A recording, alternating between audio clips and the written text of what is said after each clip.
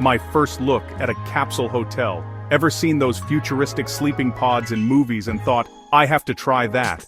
That was me in Tokyo. I love food, but I also love new experiences, and this felt like a real adventure. Tokyo is a city of contrasts. Ancient temples beside skyscrapers, elaborate meals, and then capsule hotels, simple, efficient, and uniquely Japanese.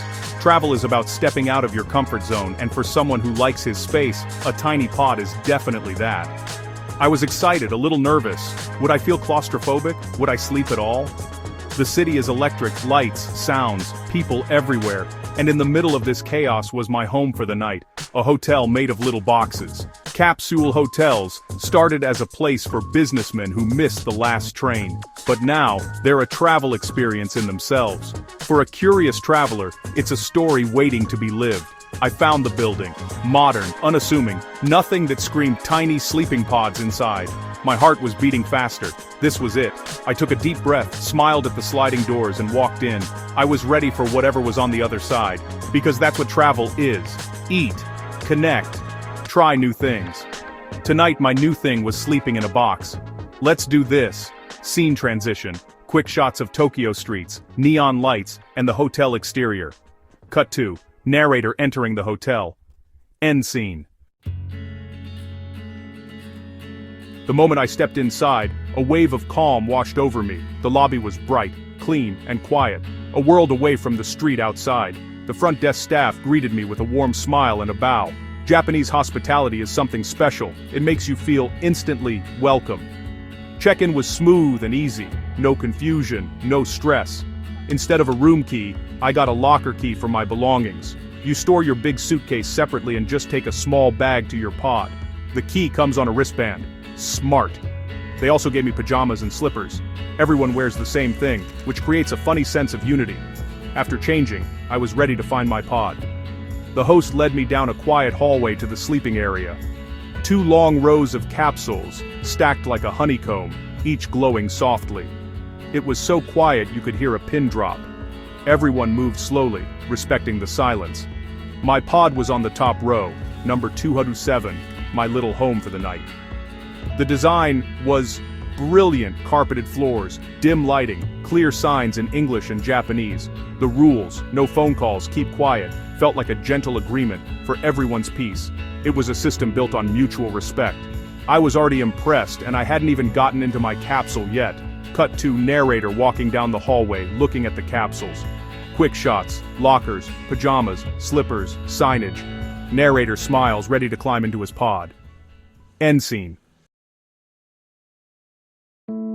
Time to climb in. My capsule was on the top level, so I used the built-in ladder. I'm not the smallest guy, but it was surprisingly roomy. I could sit up and stretch out. It felt like a cozy fort from childhood, my own private world. Inside, I found a control panel for lights and a fan, plus power outlets and a USB port.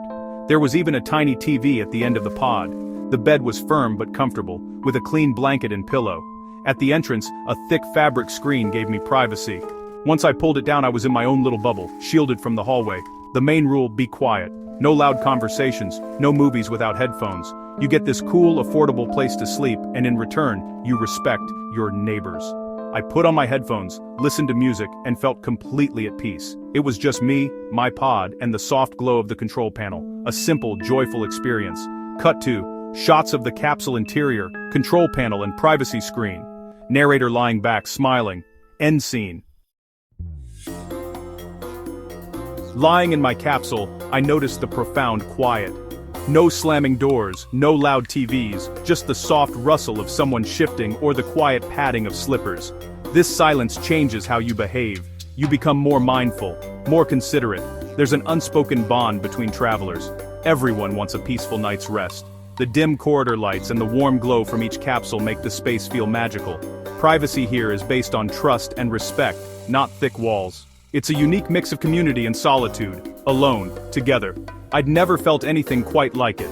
Cut to soft-lit corridor, glowing capsules, travelers moving quietly. End scene. You're not confined to your pod. Capsule hotels have great shared spaces. The bathrooms were spotless, with private shower stalls and all the essentials provided. The lounge was the social hub, comfy sofas, tables, vending machines, and people quietly working or reading. I grabbed a can of hot coffee from a vending machine and relaxed. Some hotels even have public baths, perfect for unwinding after a long day. Laundry rooms are a lifesaver for travelers. These shared spaces encourage gentle Turdiboling stopais, friender dansen stolis, chwapastonen drenens connections. I met a backpacker from Australia, and we swapped Tokyo stories. You don't get that kind of spontaneous interaction in a regular hotel. It adds a layer of richness to the travel experience. Cut to lounge, vending machines, public bath, travelers chatting. End scene. So, why choose a capsule hotel? First, the price. Tokyo is expensive, but capsule hotels are affordable and comfortable. It's not just about saving money, it's about the experience. Sleeping in a pod is a novelty, a story to tell, a bit of sci-fi brought to life. Convenience is huge. Many are right by train stations, perfect for late nights or early flights. But it's also about embracing Japanese culture, efficiency, minimalism, and respect for community. You learn to be mindful, to live with less, and to appreciate clever design. It's more than a place to sleep. It's a cultural lesson. Cut to shots of train stations, capsule exteriors, travelers checking in. End scene. Morning came quietly. People woke up gently, no alarms needed. I climbed down from my pod, feeling refreshed. I'd slept well, felt safe, and wasn't claustrophobic at all. So, would I do it again? Absolutely. It's more than just a cheap place to stay. It's a fun, uniquely Japanese experience. For solo travelers or a night or two, it's fantastic. Comfort isn't always about space. Sometimes it's about smart design and respect. Travel is about being open to new things, even if they seem strange at first. The best stories come from stepping out of your comfort zone. My night in a capsule hotel is now one of my favorite Japan stories.